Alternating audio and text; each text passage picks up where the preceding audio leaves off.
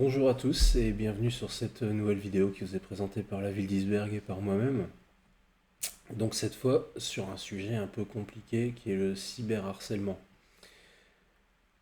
Alors, c'est pas ma spécialité, clairement, Euh, mais je vais essayer de vous apporter quelques pistes pour vous en protéger, même si on peut pas vraiment se protéger du cyberharcèlement. C'est comme le harcèlement dans la vie réelle, finalement, on peut pas empêcher des gens d'harceler d'autres personnes. Tout ce qu'on peut faire, c'est réagir et savoir plutôt comment faire en cas de harcèlement. Mais on peut pas vraiment s'en protéger clairement, finalement. Donc, il existe plein de formes de cyberharcèlement, hein. Ça peut être des groupes de personnes qui créent des groupes de discussion afin de créer des rumeurs sur des enfants, sur des personnes, de partager des photos à leur insu. Voilà, ça peut prendre un tas de formes différentes. Donc s'en protéger, c'est compliqué parce que même en installant des contrôles parentaux sur les machines, les téléphones de vos enfants, etc., euh, on n'est pas à l'abri de ce qui pourrait se passer sur les téléphones des autres personnes, finalement. Donc voilà, ça peut prendre plein de formes, le cyberharcèlement. Là, par exemple, je vais vous mettre un extrait d'une vidéo. Moi, je considère que ça peut être aussi considéré comme du cyberharcèlement. Donc, c'est ça. Ça va durer quelques secondes. Et puis on va voir ensuite quelques liens utiles, quelques méthodes pour détecter ça, pour le contrer, etc., etc. Donc je vous laisse regarder l'extrait. Donc c'est Ragnar le Breton, pour ceux qui connaissent, et voilà, qui intercepte des messages d'une conversation entre sa fille de 13 ans et un adulte.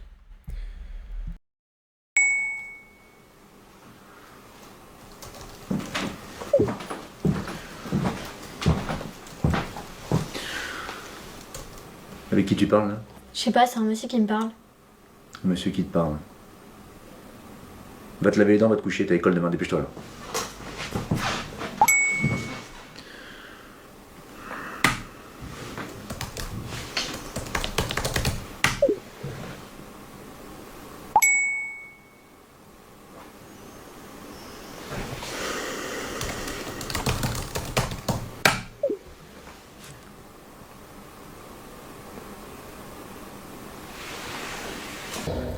Coucou, bouh.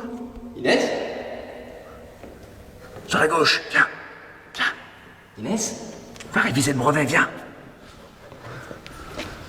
C'est quoi ça? Inès. Moi je suis pas comme ça les photos, mais ça a du charme aussi, non? Bon, vous voyez un peu le genre de choses qui pourraient arriver à vos enfants. Parce qu'il faut quand même savoir que dans les tranches d'âge des 9-11 ans, il y a quand même à peu près 13% des enfants qui acceptent de rencontrer des inconnus dans la vie réelle, des inconnus rencontrés par hasard sur le net.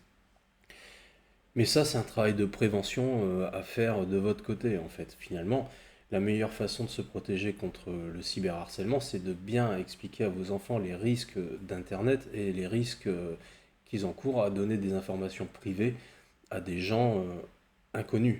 Parce que même si on a la sensation ou l'impression de parler avec quelqu'un de notre âge, de 12-13 ans, rien ne nous dit que finalement, derrière l'écran, c'est pas un gars voilà, de 30 ans qui essaye de piéger l'enfant finalement. Donc tout ça, c'est de la prévention à faire de votre côté. Et le contrôle parental, les logiciels de contrôle parental pourront difficilement détecter ce genre de choses. En fait, finalement, c'est juste du bon sens.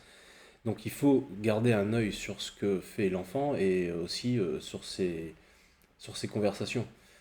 Donc si votre enfant a accès à des réseaux sociaux, quels qu'ils soient, vous devez, en accord avec lui, en lui expliquant pourquoi vous faites ça, mais vous devez créer avec lui son profil, mettre un pseudo qui divulgue rien de sa vie réelle, mettre un mot de passe sécurisé, lui expliquer aussi que le mot de passe, C'est comme la brosse à dents, ça se prête pas finalement. Donc en fait, c'est quelque chose de très privé et il doit donner ces infos-là à personne.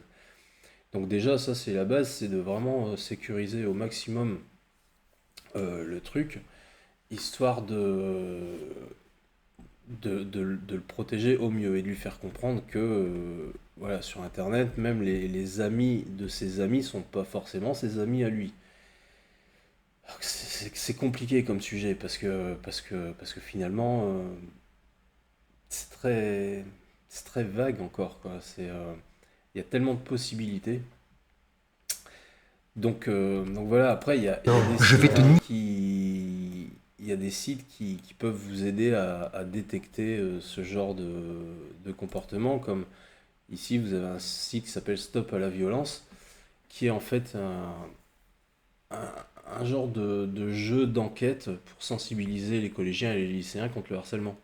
Donc ça se présente sous forme de jeu de click and play. Et puis voilà, vous avez différentes enquêtes et vous devez trouver la cause du harcèlement, etc. Donc ça, vous pouvez le faire avec les enfants en famille parce que finalement, ça va les aider à détecter des comportements suspects. Euh, alors s'il veut bien se lancer, le site, là. Bon, voilà. Donc en fait, voilà, vous avez des dossiers, vous mettez le nombre de participants, et puis vous pouvez démarrer l'enquête. Vous avez une fiche pédagogique que vous pouvez consulter pour avoir les infos, les objectifs pédagogiques de l'enquête, etc. Et puis vous pouvez démarrer cette enquête. Mais ça fait 3 jours qu'elle est pas venue. Elle est peut-être malade. Mais vous avez pas vu ce qu'elle a posté sur son C'est profil? n'importe quoi. Ouais, peut-être. Ou elle a un problème dans sa Ça famille. fait peur quand même. Je sais pas. Et toi, t'as pas de nouvelles? Non, c'est bizarre quand même.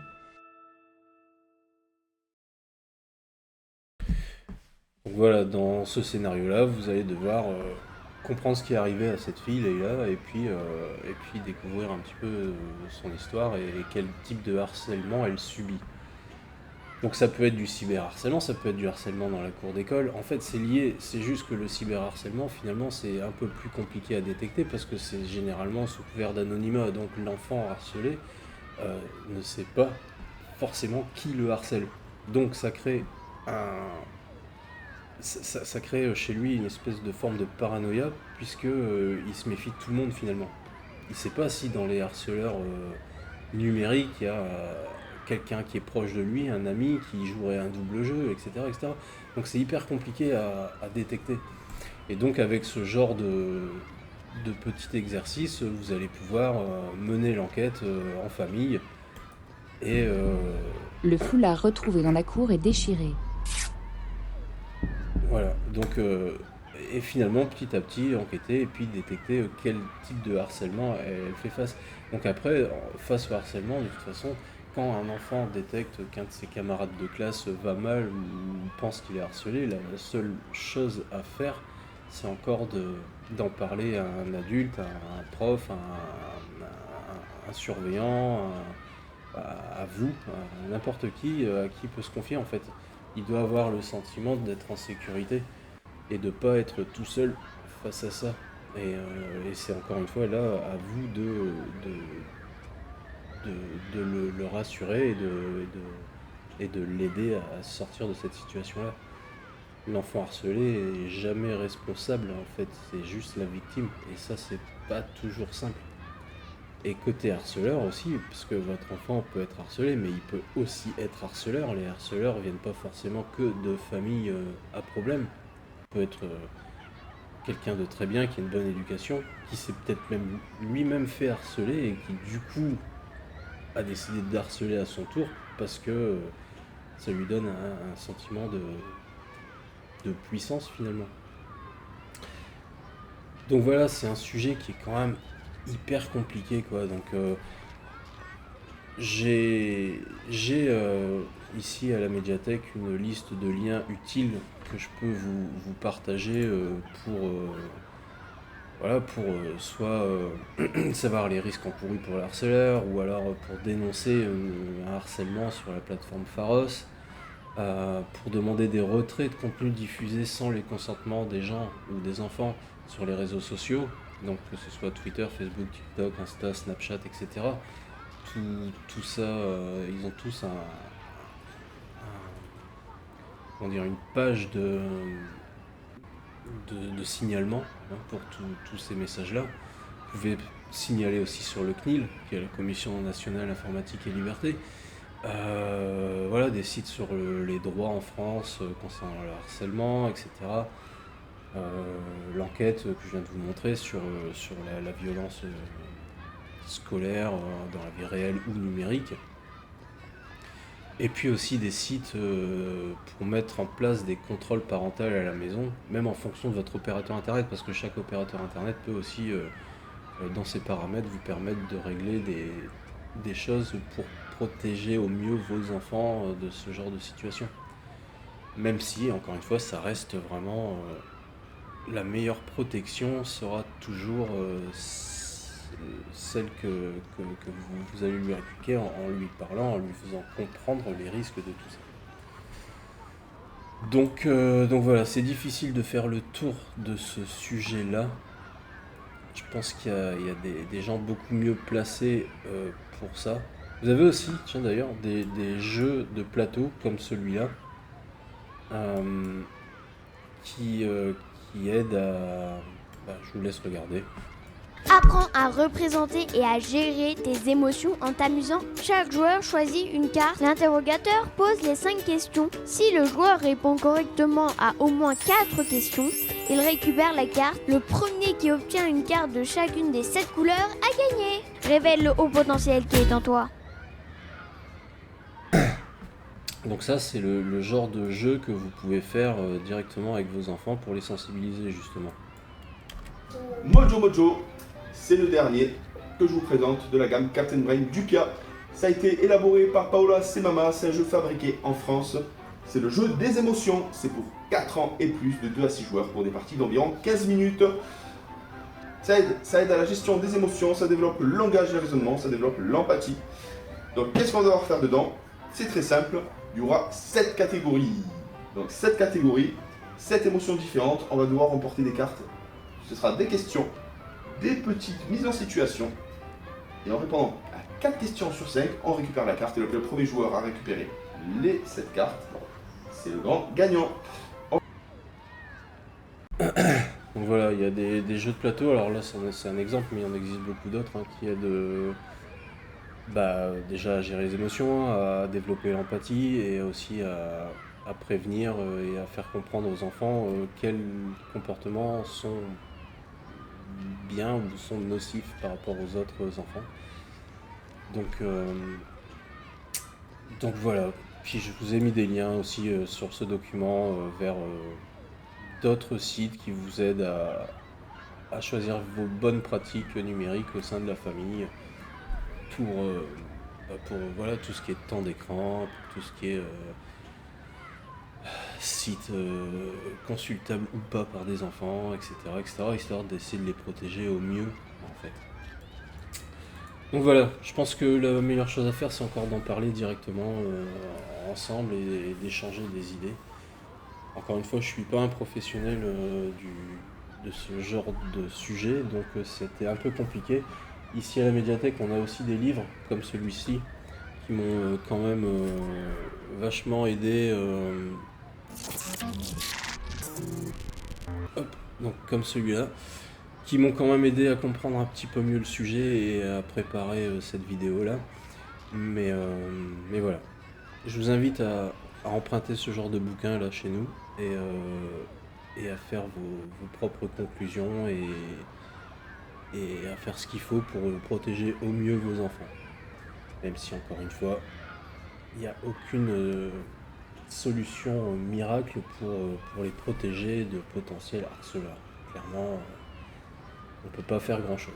C'est juste une fois que vous détectez qu'il est victime de ça, vous avez des moyens de contre-attaquer légalement et voilà. Faut savoir quand même que le cyberharcèlement, tout comme le harcèlement, est puni par la loi avec des sanctions qui sont quand même assez lourdes Alors je l'ai quelque part sur mes notes, je sais plus où, mais voilà, c'est quand même, ça peut aller jusqu'à certaines peines de prison et des amendes de plusieurs milliers d'euros pour les harceleurs. Donc ça, ils sont peut-être pas forcément toujours au courant, mais même si c'est du harcèlement virtuel, du cyberharcèlement, c'est quand même puni par la loi. Donc vous avez des moyens de réagir par rapport à ça, de faire enlever des contenus inadaptés qui circuleraient sur vos enfants. Mais c'est une bataille assez compliquée de base. Donc voilà, j'espère que je vous ai un petit peu éclairé quand même et que vous aurez quelques petites clés en main après cette vidéo pour pouvoir gérer ce genre de situation. En souhaitant évidemment que ça ne vous arrive jamais. Mais voilà. Et bah écoutez, je vous dis à bientôt pour une prochaine vidéo. J'espère sur un sujet que je maîtriserai un petit peu plus. Et puis voilà. Sur ce, bonne continuation à vous et bonne fin de journée. Au revoir.